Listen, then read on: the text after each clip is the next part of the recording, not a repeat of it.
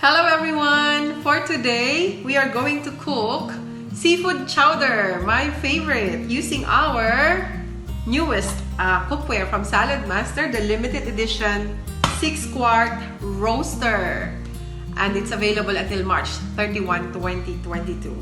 We have 4 strips bacon chopped, 1/2 cup yellow onion diced, 1 tablespoon unsalted butter, 1 tablespoon all-purpose flour, 1 1/2 cup potatoes diced, 3 cups of chicken broth, 1 carrot cube, 1 pound large shrimp peeled and deveined, 2 cups frozen corn, 15 mussels fresh, 1 cup heavy cream, 1 teaspoon thyme dried, and 1/2 cup fresh parsley for garnishing, and of course salt and pepper to taste.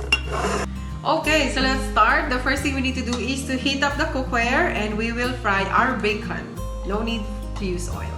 Time to fry the bacon.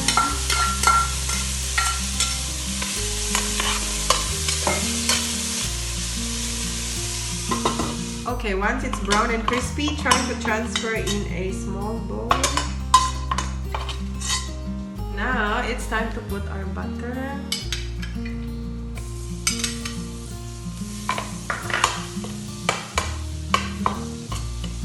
Our onion.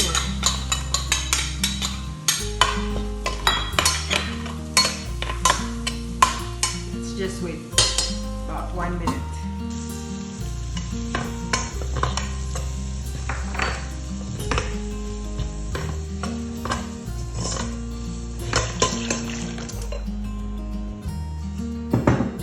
When the soup is a little bit thicker, it's time to put our potato, our carrots, and our frozen corn.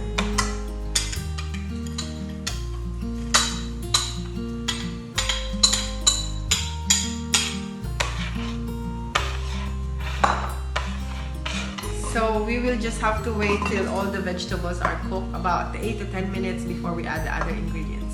Okay, now it's time to put the seafoods. Mussels and the prawn. Also the dried thyme. Cream this time.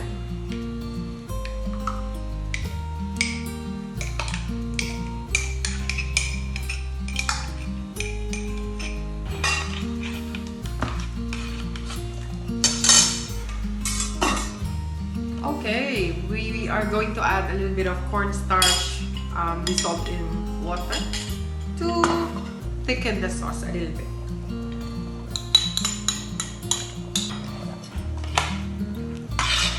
Okay, now it's time to put half of the bacon that we cooked in the beginning. And we keep the rest for garnishing later.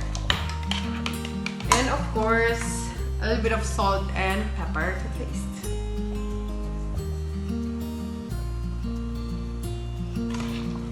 Then just leave it for about 2 to 3 minutes. Okay, now our seafood chowder is done. And what we do is we will put this in this crusty cup, and we just remove the top portion, and then we will pour the sauce here.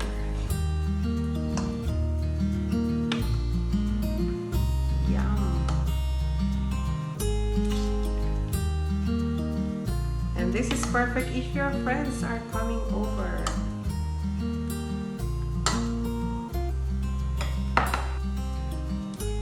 Some bacon.